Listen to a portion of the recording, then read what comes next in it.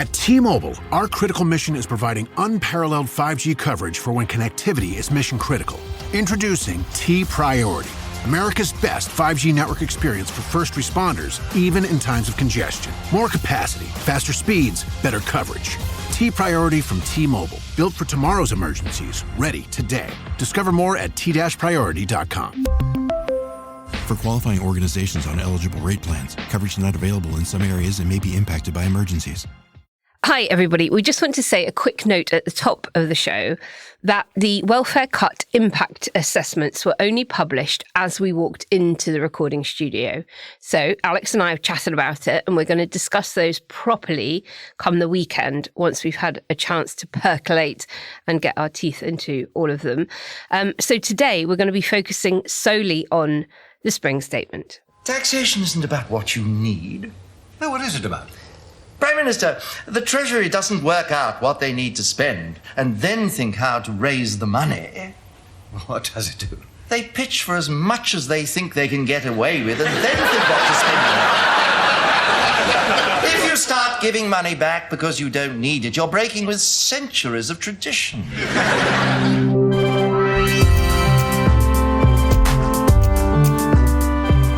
Welcome to Quiet Riot, the podcast that cuts through the noise of politics with sharp analysis and a touch of mischief. I'm Alex Andreou. And I'm Naomi Smith, the Chief Treasury Secretary to Chancellor Andreou. We aim to bring sensible people from across the political spectrum to help us unpick the issues of the day with, not at you, all while giving you actions to take. Because we believe firmly that democracy should be something you do, not something done to you. So grab your calculator, open that budgeting software, and help us begin another Quiet Riot. Hello and welcome to Quiet Riot. I'm Alex. And I'm Naomi. And I'm Kenny, fresh from hosting a bonus episode on the UK's filthy waterways with Norwich South MP Clive Lewis. Do check it out because it is the only deep dive that you will want to do in this country's grubby rivers. As we're recording this show, Chancellor Reeves has just delivered her spring statement to the House, and as promised, we're going to give you our rapid reactions. Which means we're going to be mixing up the format on today's show. There won't be a grin and share it section today, but instead we're recording an entire episode purely on the good news stories that we want you to have on your radar. And we'll wrap things up with a Wokey Dokey after diving into the detail of the spring statement with our economist-in-chief, returning guest and all-round star, Vicky Pryce. Kalimera, Vicky. Kalimera. Vicky, a little bird tells me that you are quite the thrower of house parties. My question is, in your experience, what are the key components to pulling together a magical evening for guests? You invite loads of people and you let them bring whoever they want with them. The problem is, of course, that you then forget to invite loads of people you should have invited as well. And thank God for that. Otherwise, there would be absolutely no room in the house. And people have said repeatedly, about which I'm not talking for the last few decades, since I hold these parties always the same time every year, that the floors of the house are bound to collapse at some point, and that with it we lose the entire left wing, they seem to think, elite of the UK, who would all disappear, and from then on we'll have nothing but conservative governments. Quiet Riot. The Chancellor Rachel Reeves got to her feet in the chamber after PMQs to deliver her spring statement, framed by opponents as an emergency budget. Blaming global issues, which we assume is shorthand for Putin's war and Trump's tariffs, she announced that the British economy will grow by half as much as previously forecast this year, with real GDP growth now forecast at 1% for 2025, down from the 2% predicted by the OBR in the autumn. She needed to demonstrate to the country that she has a plan. We know that that plan looks like it's going to be to try and balance the books by seeking fresh cuts to the state, including on welfare. On making the state more efficient, she announced a new transformation fund to bring forward spending now in order to cut public spending later, including voluntary exit schemes to reduce the size of the civil service, rolling out increased AI tech across government, and more. On welfare, she said there is nothing Labour about working people being made to pay the price for economic irresponsibility, while announcing yet more cuts to in-work benefits and for the sick and disabled, and ruling out increasing taxes on corporations and the wealthy. Made possible by her reforms to the fiscal rules last autumn to exclude investment, Reeves also laid out significant capital spending for defence in particular, aimed at boosting high-end manufacturing and start-ups in the sector. Doing industrial policy under the guise of defence spending should make it easier to achieve local growth and discriminate against foreign providers because of the shield of national security. On the basis of these plans, the OBR estimates that for each year after 2025, growth is set to rise further than their autumn predictions to 2029. And in December, we published changes to the National Planning Policy Framework, driven forward tirelessly by my right honourable friend, the Deputy Prime Minister.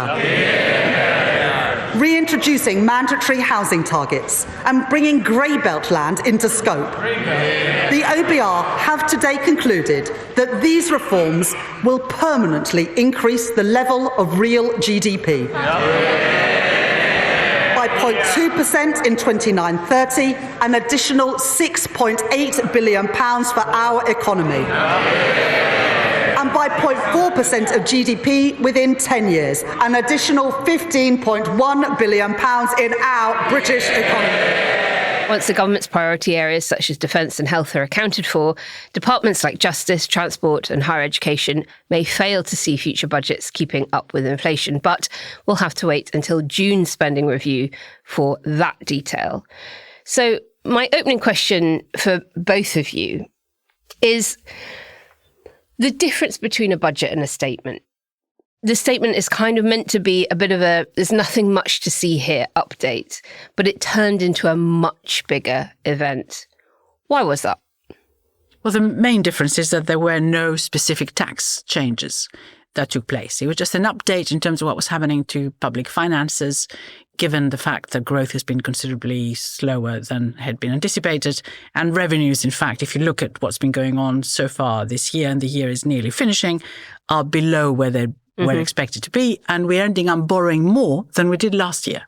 And that's a problem, of course, because if you need to carry on borrowing quite a lot of money, you're worrying particularly about the price you have to pay. So the interest in bond markets has been very high. It's actually as high as it was at the height of the Liz Truss problems with the mini budget. So this is a serious problem for Rachel Reeves as well, because looking ahead, that has now become servicing the debt such a big part of the overall spending that needs to be done. So other things needed to be trimmed.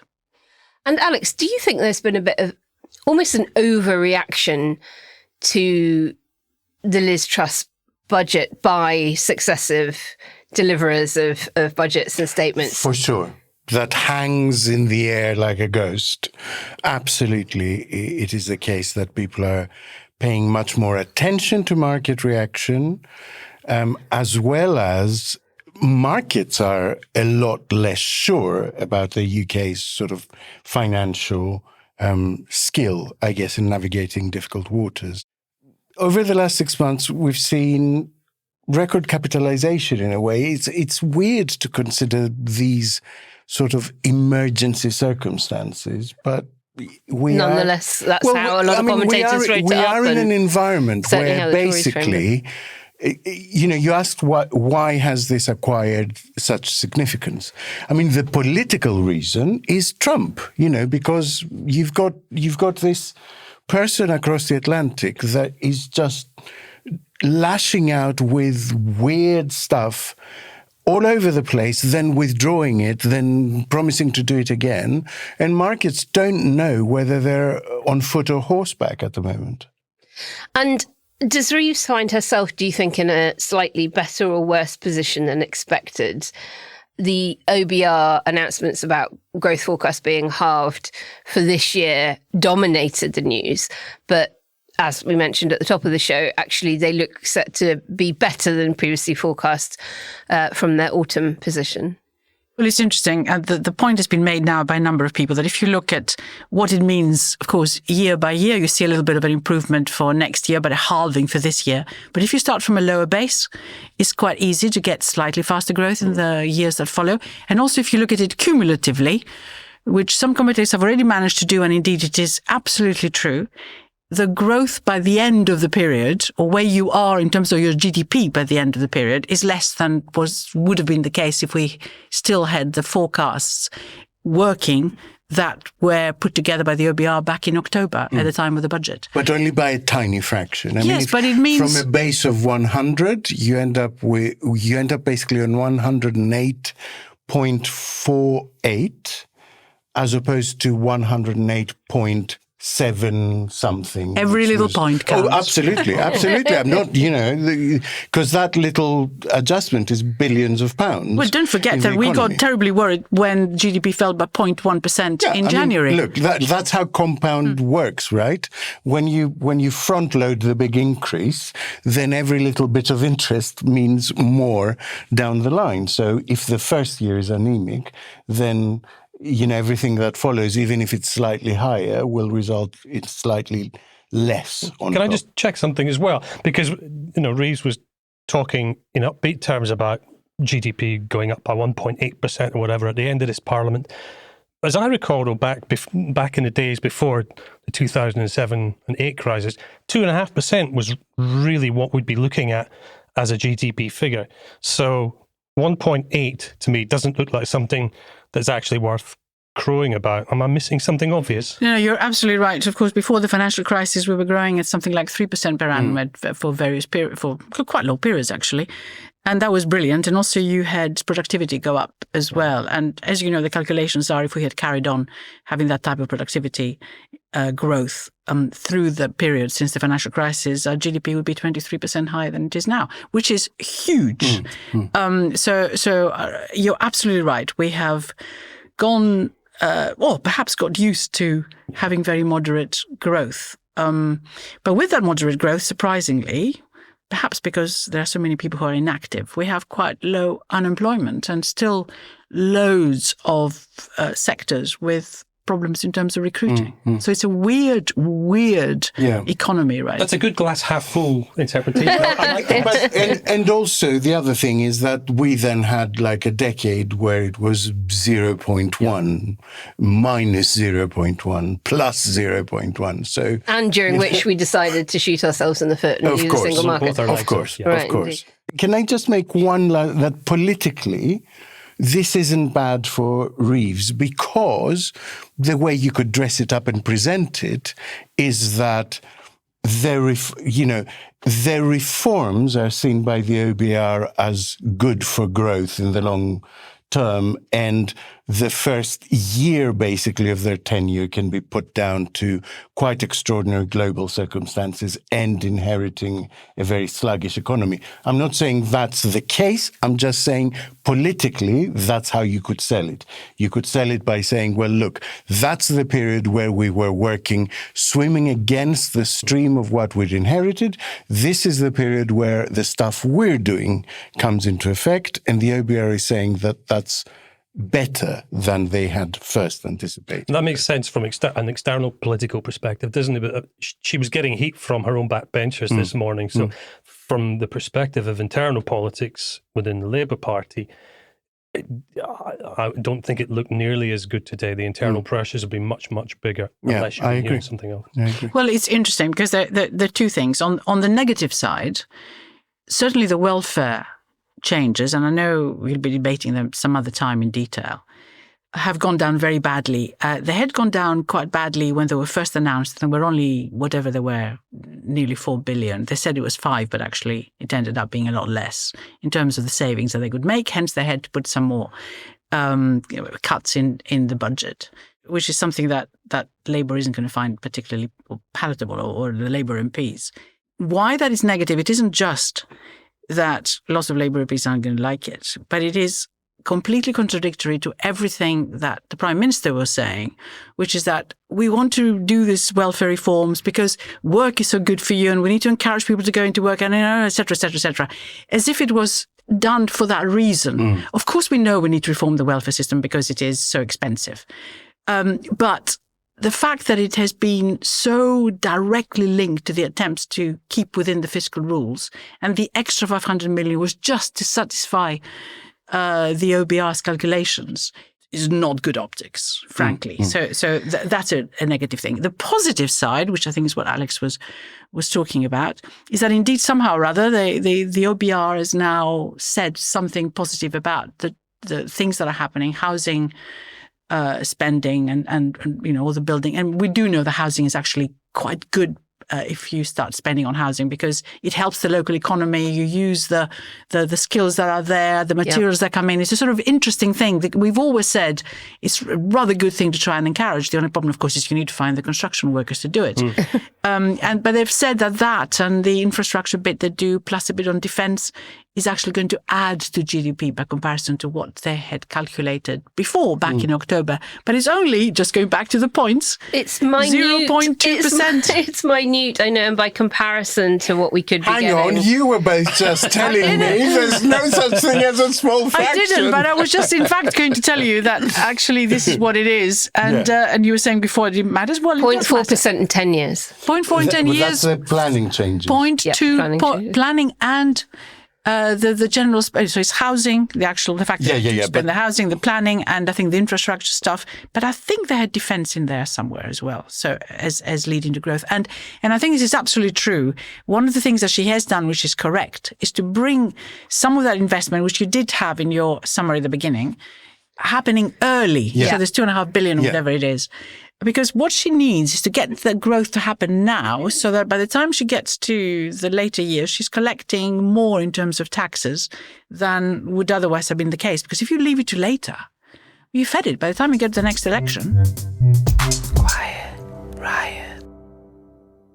I can say to my new Samsung Galaxy S25 Ultra, hey, find a keto-friendly restaurant nearby and text it to Beth and Steve. And it does, without me lifting a finger. So I can get in more squats anywhere I can. 1, 2, 3.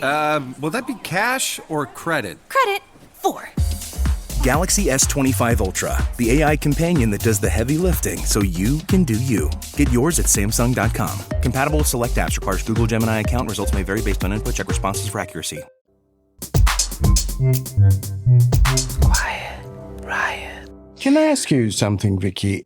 Defense spending and the defense situation and Trump and Ukraine and all of that. There was a political opportunity here to use this new situation as a sort of force majeure argument that meant manifesto pledges on tax could go by the wayside, like they've done in many other or on your fiscal rules. Or on the fiscal rules. And she hasn't taken that. And that seems to me quite strange, because I remember we were chatting going into the election thinking they're building this cul-de-sac for themselves by saying we're not going to increase this, we're not going to increase that. And here was an opportunity to shed that and say we're in a new world now. And boy, the Tories would have done that. Mm-hmm. They would have not hesitated to say, well, it's everything's changed. So well, it's interesting because, of course, the one thing she should have done, and maybe still will do one day, is to reverse the national insurance contribution cuts, which the Tories said would there. So the Tories wouldn't reverse those just like that, although, of course, Jeremy Hunt did reverse quite a lot of what Liz Truss did. And that was, when she was saying, I didn't really wreck the economy because the economy did well after that, she had forgotten that actually most of the stuff that she had put in place were reversed by Jeremy Hunt within a few weeks. There is no doubt that Jeremy Hunt has left the Labour Party and the new government with this big problem, which I think was very clever because, it was unfunded. Well, clever politically, but very unpatriotic and really dickish. But there is absolutely nothing to stop people coming into government from reversing it, given this huge majority that they have. Well, but there is politics, I guess. But. All right, you go out asking somebody in the street, what tax do you pay? And they will immediately talk to you just about their income tax. They don't understand national insurance contributions. So I go around giving quite a lot of talks, and I ask people in very senior positions in big fora, okay, so do you know how much Jeremy Hunt gave to individuals through his cuts in national insurance contributions, hardly anyone knows that it was 10 billion and then another 10 billion within a few months. I mean, that is huge. So for Rachel Reeves to fall into that trap, as she did, or even if she did fall into the trap, she got herself elected to stick with this, makes absolutely no sense. So we now have the welfare cuts and everything else, cut civil servants, the NIC increase, and we just don't know how businesses will react. I want to ask you about that, Vicky, because it's something we've talked about on the show quite a few times. And to my mind, the timing of doing both the increasing the national insurance contributions for employers on lower paid jobs at the time when you're trying to encourage people who've been on long-term benefits into the workplace, presumably into those kinds of jobs, which now may not be in such plentiful supply as previously. You've talked about our very low levels of unemployment at the moment, the large number of vacancies across many sectors of the UK. Is there, what's your feel that the calculations could be really off on this? And that it's just not going to stack up and give them the savings that she's hoping it will, or the growth that will come from more people entering the workplace and coming off of welfare? Okay, well, the first thing is that I don't know whether the OBR has changed their minds. They had put some percentages of what they thought firms would react like. So a certain percentage were going to increase their prices, another percentage was going to reduce wages from where they would have been. And others would just take it on profits, but others, of course, just wouldn't hire anyone. We could have a combination of all of those things, which are going to be pretty bad. But it is interesting. What is hitting the lower paid in particular, or at least people employing the lower paid, is the fact that the threshold has come down to £5,000, which means that anyone earning £100 or more a week gets caught by this, which is crazy because anything below, because of the threshold, you don't get affected as a firm. So the cost for those who employ part-time workers, women, the lower paid more generally, they are going up, and they're the ones who might suffer in terms of what happens to them in the future. But there is a view from all of us who are looking at what Labour is trying to achieve, which says that they may have bought the theory that the way to improve productivity and therefore growth in the economy is to eliminate loads of low-paid jobs. Because, of course, we do know the retail sector sheds about 200,000 jobs a year. And so that they can move into higher-paid ones. Well, where are those jobs? I mean, that's the real question. I think it's a very good question you asked, because what will you do with them? You may end up just having to pay loads of unemployment benefit. Or even because who will do medical stuff, whatever it is for mental illnesses because even if you accept the fact that there are lots of, people who shouldn't be on benefits because they're perfectly capable of working, which, I'm not sure that there really are. And that, a lot of these people are genuinely sick and disabled and unable to work. The likelihood of them being able to walk into a high-end manufacturing defence job, pretty low, I would imagine. Yeah, I'm not sure that's the argument Labour are making, to be honest. I mean, it is certainly an argument you can extrapolate from their policies, but I think the argument they're actually making is that there are loads of people who would quite like to get back into employment, but we have at the moment a system that forces you into a binary choice of I can't work, I can never work, or I can. And, in that capacity, things like the try... the try schemes and things like that. I know that in Norway they have a scheme where basically they pay part of your salary. If you are someone that they think will be on unemployment for long term, basically, they will say to employers, we will pay the money that we were paying into this person's unemployment as part of their salary for X amount of time, and then taper off little by little and until our contribution becomes zero, for instance. So that kind of scheme tends to help. And the fear was that employers will just keep hiring newly unemployed people. But it's not how it's worked out, because as people are trained up and they acquire the skill that's required in the job, that's worth more to employers than constantly taking on new people, so they tend to keep them on. So it's stuff like that we need to do. Exactly, and I don't think anybody is criticising, certainly I don't think she's feeling back bench pressure over that part of the scheme. It's really about the other parts of the welfare cut. Well, it's interesting that we're and introducing... prioritising those who can work over those who can't. No, absolutely. And I think it's a good scheme, and they're trying to do a little bit of that by saying...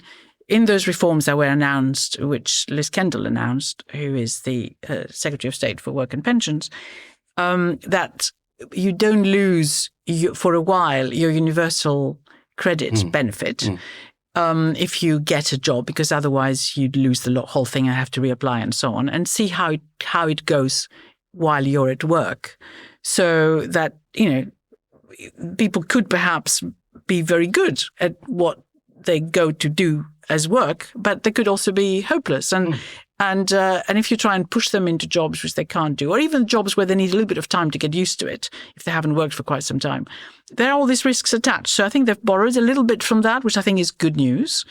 But there are some worries that if you then look at that alongside the new workers' rights bill, whenever it comes through and then becomes law, employers will say, why do you want to have anyone who has any mental issues or anything like that, or who's just losing some of the other benefits that they were getting, forced into me, and then I can't actually get rid of them because the rules have changed. And I think that may well act against their wish to get more people employed into the various jobs that are there. And of course, then you need to train them, think about apprenticeship, think about all the stuff we need to do, as you were saying. How do you get people to work in the defence sector? How do you get them to become construction workers? The problem, I think, is one of timing.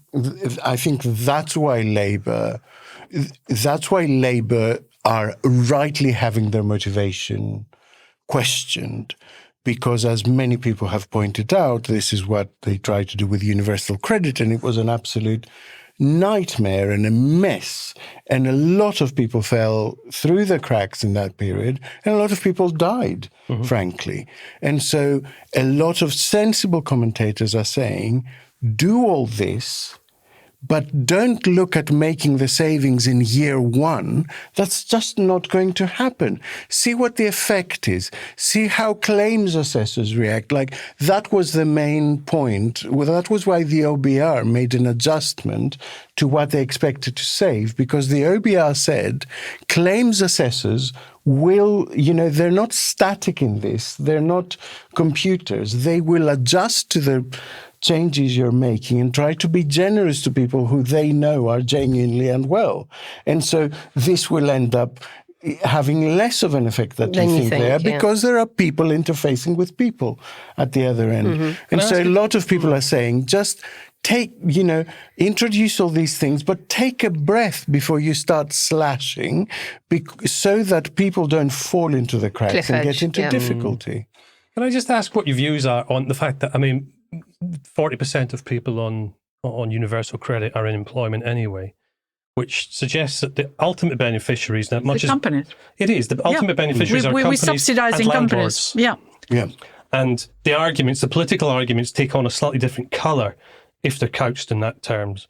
If we move away from the idea of people being scroungers and taking something that they don't deserve, when you say actually the ultimate benefit doesn't accrue to these people, it goes into their bank account and straight out. Well, absolutely. I think there is perhaps an argument for rethinking how it works. But of course, minimum wage is going up partly for that reason, so that you get paid more, and therefore your universal credit perhaps is less. But yes, we're saying, wow, supermarkets are increasing the wages by 5%. And then you realise that people get, as a result, £12.50 or whatever it is an hour. And Tesco's and Morrison's have both announced job cuts this week. Yes. So yes, I think it certainly needs to be rethought, but you just wonder, if you remove that subsidy to employers, whether you're just going to have them all move to AI and just getting rid of people. Quiet riot. Hear that? It's SpringFest savings calling your name, only at Lowe's. Right now, get a free Select Ego 56-volt battery when you buy a Select Ego trimmer, blower, or mower. Plus, get your choice of any 2 bags of Miracle-Gro organic soil mix for only $16. Shop these can't-miss deals in-store or online today. Lowe's, we help, you save. Valid through 4/2. Selection varies by location. While supplies last. Excludes Hawaii. Quiet riot. So Paul Johnson, formerly of the Institute of Fiscal Studies, He's still there.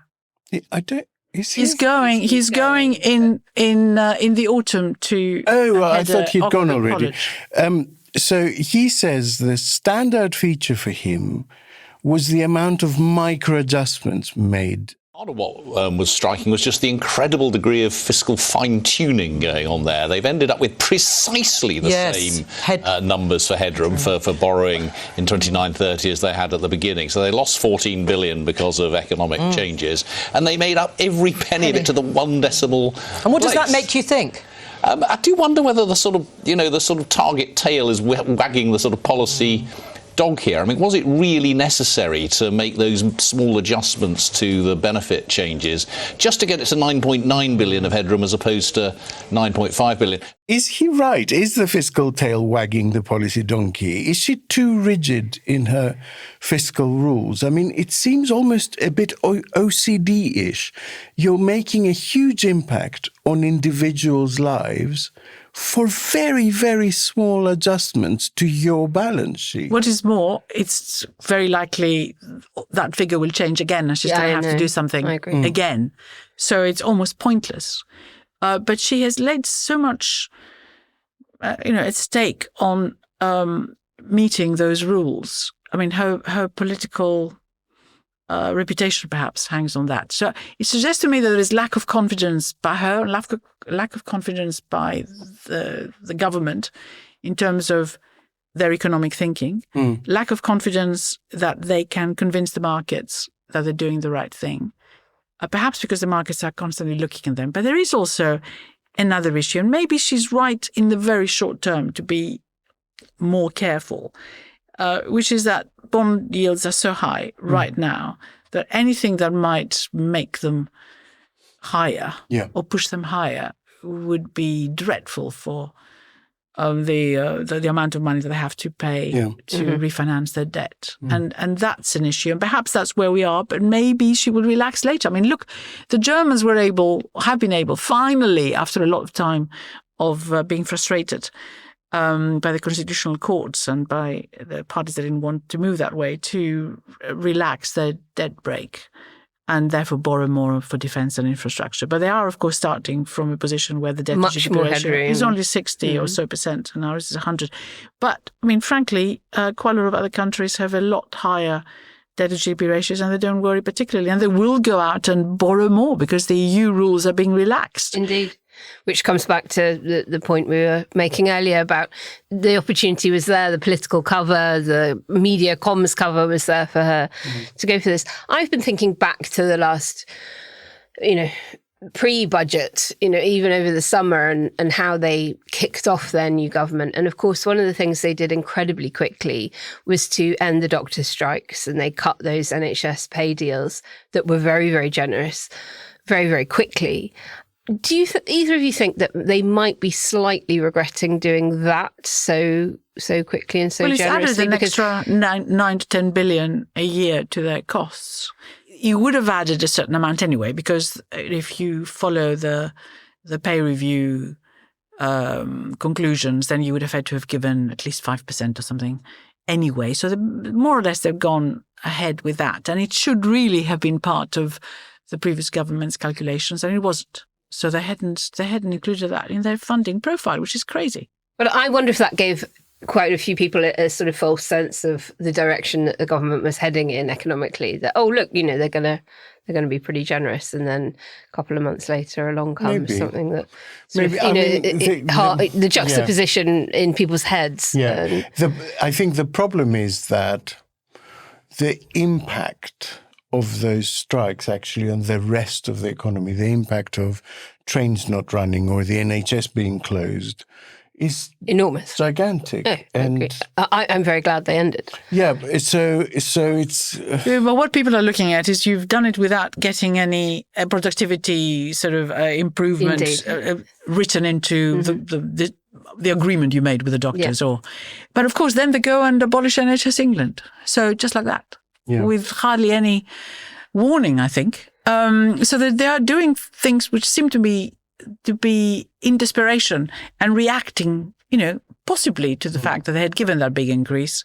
They look at their finances, they don't look too good. If they're going to get any productivity improvements, they may have to do something themselves, which is pretty drastic. And then we get those changes. What it does, unfortunately, including also what may be happening in the public sector overall, in civil servants, is it adds to this uncertainty. And if you want to be introducing lots of reforms, which you hope are going to lead to greater productivity, you need to have an incentivized workforce that will be prepared to put all this investment you want on AI, do things differently, and get productivity in the public sector to improve as well. If you're threatening them all with sort of performance reviews, loads of them, of course, don't even come into work these days to a considerable extent because there's nowhere for them to sit. And it is absolutely true. We hear about that in the private sector. But in the public sector, they have sold their buildings to turn them into hotels to private companies. I mean, look at where I used to be, which was the Department for Trade and Industry. I think it's becoming a hotel.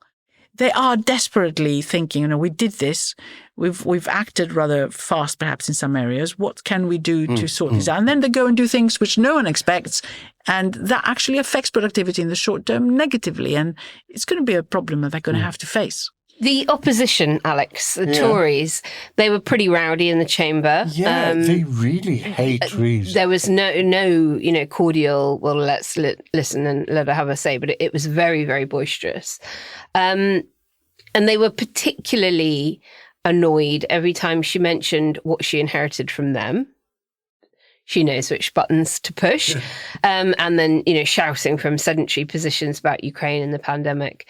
But when Mel Stride stood up, this is what he said. Let's have a listen. But the Right Honourable Lady, Mr. Speaker, says, of course, that none of this is her fault.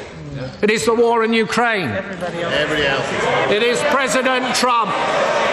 It is tariffs. It is President Putin. It is the Conservatives. It is her legacy. It is anybody but her. Well, what the British people know, Mr. Speaker, is that this is a consequence of her choices. Alex, can they have it both ways? Well, they're going to try to. But... I mean, they're going to try to. I guess that's the beauty of opposition, that you can ride those two horses. But it's a little bit compressed in time. I think it's too soon for them in one breath to be saying nothing from what happened before was our fault, because look at the war in Ukraine and the pandemic and all of that, and we were marvellous, really, to deal with it all. But everything that happens now is nothing to do with us, nothing to do with Ukraine, nothing to do with the debt that was left behind from that extraordinary state intervention during the pandemic, which barely gets a mention nowadays. I mean, that is... I read somewhere that if you were to express the amount of money that we're paying on the debt at the moment, it would be the second biggest government department behind only the NHS. It would be the second biggest budget line behind only the NHS. And I mean, so all of those things matter. So no, they will try to have it both ways, but they can't. And the question really is, the war in Ukraine had a huge impact on the economy and our finances. Setting aside whether we find a possible settlement fair or unfair, or whether Trump is doing the right thing or not, would a sudden settlement of the Ukraine conflict actually result in a big boost to the global economy in the same way that the beginning of the war resulted in a big dip? Well, the interesting thing is that the reason why we had the dip at the beginning of the war is because energy prices went up very significantly. But those are now quite subdued, frankly. I mean, they come back very significantly. Energy is no longer such a big issue. I mean, every now and then, of course, you see gas prices go up for whatever reason. But it is the topic favoured by Reform at the moment, and they are heavily pushing. Why do we have the highest energy bills of any, comparative country? It is outrageous how much we are paying. That they've clearly message tested that and done some focus groupings that is remaining a very, very key part of the cost of living crisis in the minds of the kinds of voters they're going to. It's absolutely true, but where the cost is really high is for businesses in particular, and that has been the case, of course, all along. It's because of the way we do our pricing, with the way for the things we add. And for consumers, I mean, the price mechanism for electricity needs to change completely because we're still dependent very much on what happens to gas prices, even though we now produce so much renewable stuff that goes into our electricity production, which is just doesn't make any sense. And I don't know why we haven't changed it. I mean, the EU is now talking about changing it, and it doesn't work quite like that in the US, et cetera, et cetera. I have no idea why we are incapable of spending a bit of time and doing something sensible there. The cost, of course, in terms of inflation, I mean, that's the good thing. That, yes, people complain that electricity prices are high, but the fact that energy costs are now become negative year on year on the inflation front means that the overall inflation rate really has slowed down. And if you look at goods in particular, one of the things that had happened, including food, with the invasion of Ukraine is that at the same time we got a blockade of grain and other stuff coming out, particularly grain, from Ukraine and fertilizers and everything else, and also from Russia because we put all sorts of sanctions. That, of course, meant that food prices went through the roof. It was just extraordinary. They have been coming down for quite some time. In fact, if you look at some of the latest figures for the UK as well, they've been very subdued recently. Yes, we had a month of grocery prices going up. That's because of maybe margins trying to improve them, but actually they've been quite low. So what may happen if indeed there is a ceasefire, complete ceasefire, say? Now, of course, there is a deal as well for the Baltic Sea in terms of getting things from Russia and from Ukraine coming out more easily, is that we might actually see that food price decline accelerate because there is going to be so much more. And then if it's extended to other areas, because Russia also wants to have fertilizers in there and so on. Ukraine and Russia are the main providers of fertilizers to the world. It's just extraordinary. You might actually find that inflation at the low level gets crystallized in the economy, which actually would give us all a huge boost. And those are tangibles. Tell me a little bit about what the effect of intangibles might be. So, for example, we get a settlement of some sort in Ukraine. Global business confidence takes a boost. And at that level, confidence is everything in many ways, isn't it? Investment decisions are all made based on confidence. Is that sort of intangible effect likely to be even greater than the tangibles that we've just been discussing? Yes, but an awful lot will depend on what type of ceasefire we have and whether there are certainties about the whole thing not resuming at some point.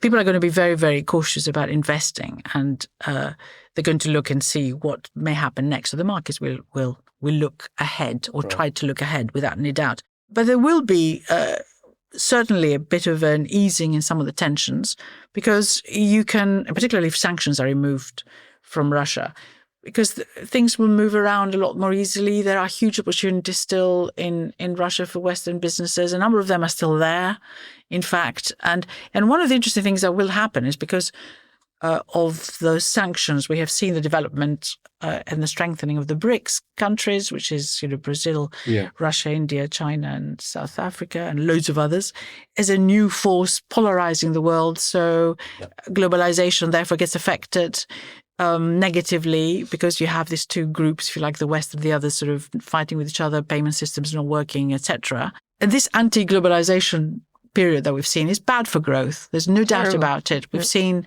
the trade intensity, we worry about it for the UK. You should see globally as well how it's sort of not been growing as it had done. In fact, it's going down a bit. And so those intangibles would be quite significant if there is a belief that there is going to be a lasting peace. And I think I saw OBR figures about the UK's trade intensity today, that they've now said that Brexit will long run have reduced UK trade intensity. So listeners who don't understand that means the percentage of your GDP which is attributable to trade, 15% hit Yeah. I mean, that's enormous. And it's interesting how they're confirming what other institutions had calculated. Yeah, exactly. Because it was the sort of forecast long ahead, and now they're confirming that this is in fact what is happening. What is happening. To round it off, going forward, what's sort of best case and worst case scenario for, like, what are the things that could change quite rapidly that will make a big difference to the economy either way? Well, there are positive changes that could happen. We just touched on Ukraine, peace, for instance, world peace, including, of course, in Gaza. That would be rather nice. The second thing would be if Trump and his tariffs just didn't materialize, or rather his tariffs didn't materialize. Trump's there. Or at least we got some resolution, which made sense. Because the real problem with everyone, the reason why overall investment, and you can see that across the world, is suffering, is because there is uncertainty. You can see this volatility index sort of really rising quite significantly. It doesn't mean that defense spending suddenly is going to stop, because we've learned the lesson, and I think that in any case. But yes, I mean, seeing a bit more sense and re-globalization would be really good. Quiet Riot. Subtle results, still you, but with fewer lines. Botox Cosmetic, onabotulinum toxin A, is a prescription medicine used to temporarily make moderate to severe frown lines, crow's feet, and forehead lines look better in adults. Effects of Botox Cosmetic may spread hours to weeks after injection, causing serious symptoms. Alert your doctor right away as difficulty swallowing, speaking, breathing, eye problems, or muscle weakness may be a sign of a life-threatening condition. Patients with these conditions before injection are at highest risk. Don't receive Botox Cosmetic if you have a skin infection. Side effects may include allergic reactions, injection site pain, headache, eyebrow and eyelid drooping, and eyelid swelling. Allergic reactions can include rash, welts, asthma symptoms, and dizziness. Tell your doctor about medical history, muscle or nerve conditions including ALS or Lou Gehrig's disease, myasthenia gravis, or Lambert-Eaton syndrome, and medications, including botulinum toxins, as these may increase the risk of serious side effects. For full safety information, visit BotoxCosmetic.com or call 877-351-0300. See for yourself at BotoxCosmetic.com. Quiet Riot. As mentioned, we're mixing things up a bit this week so that we could dedicate the most amount of time to picking Vicky's huge brain, which means that we are ending the show with everyone's favourite regular feature, Wokey Dokey. Wokey Dokey.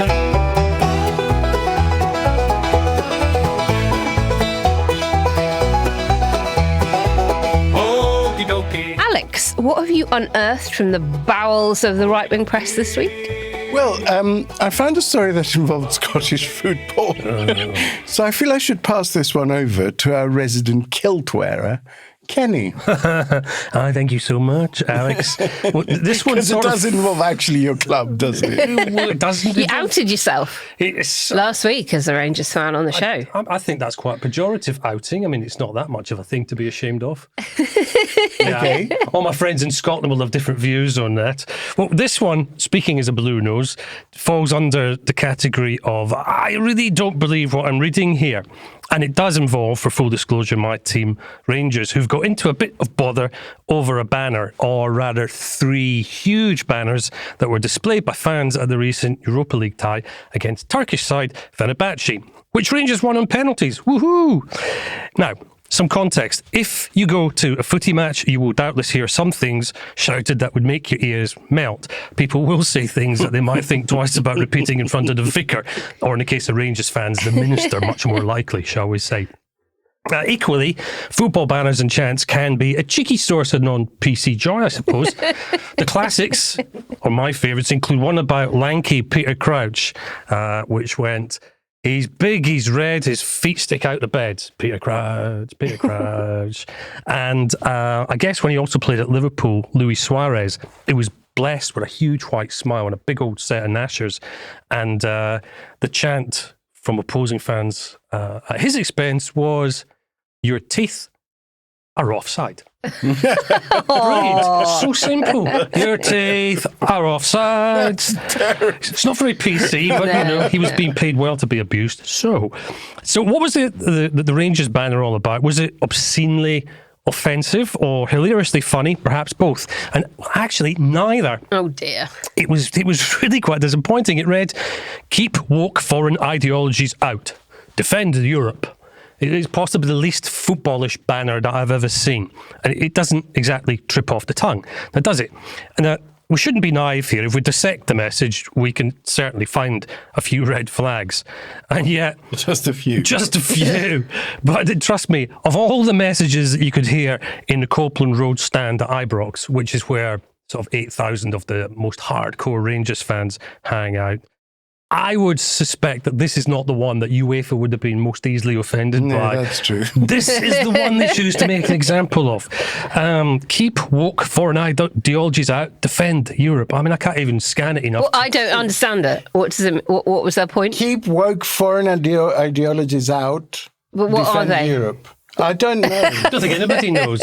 I don't know. They're just I'll tell you what, words. even funnier, when I first saw the photo, because it was unfurled in 3 separate banners, I read, "Keep woke foreign."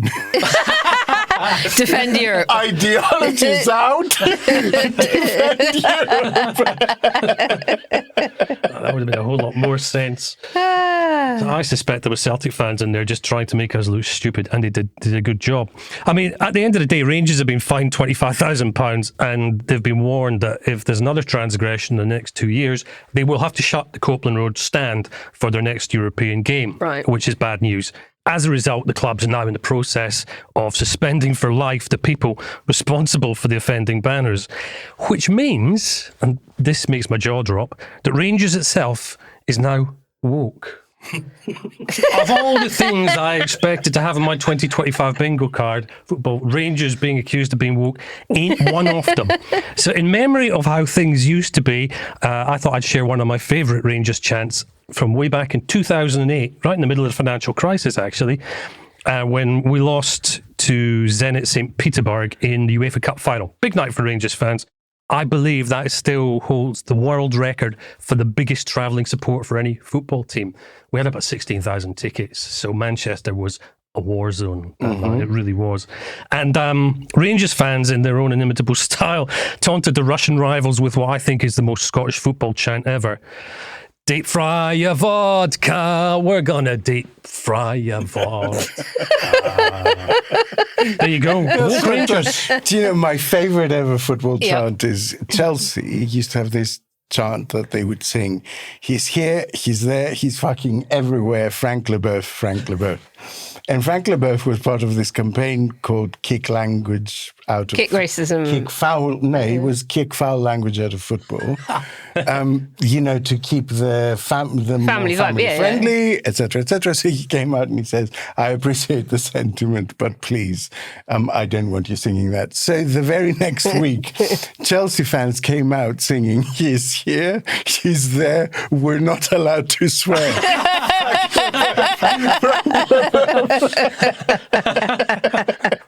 Respect. I'm going to share my favourites once we stop recording. Okay.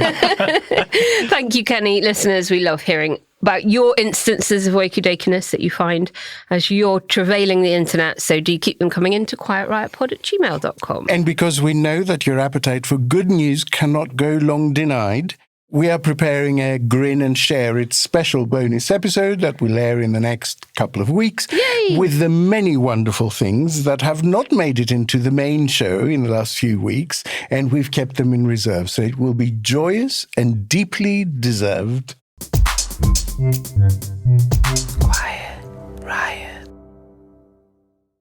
And with that, we must draw things to a close. Vicky, thank you ever so much for taking the time to help us understand the detail of the Spring Statement. Thank you very much for including me again. And thank you everyone at home for tuning in. Please do head over to ko-fi.com/quietriotpod if you enjoy our content so that we can keep on making more. Our backers get plenty of perks. As a matter of fact, the next Ask Us Anything is very, very soon. We'll be announcing it next week. But if you can't stretch to paid support right now, don't worry. You can help us out in other ways by spreading the word among your friends and family or giving us a review and a rating on your favorite podcast app. We'll be back on Sunday and we'll try to get a few bonus episodes over the next week or so too. But until then, keep on rioting quietly. We love you lots. Bye. Bye. Quiet Riot is an audio production by Cooler Heads with Naomi Smith and Alex Andreou. Produced by Kenny Campbell. Music by Mariana Sangeeta. Artwork by Simona Canelu. And edited by me, Alex Reese. Quiet Riot is a co-production with Sandstone Global. Quiet Riot. You had your hair done as well, or is it just, are you using different... It must be the summer. Spring is here because it's looking more...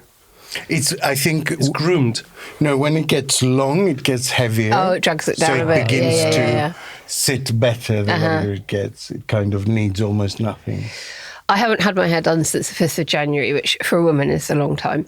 And I worked from home this morning, which meant I saw myself on Zoom. I booked my hair appointment for Saturday immediately. That's brilliant. The thing about Zoom is when it freezes sometimes, and it always freezes with a really bad face. You go like this. Exactly. Or like 8 chins. Completely. Yeah.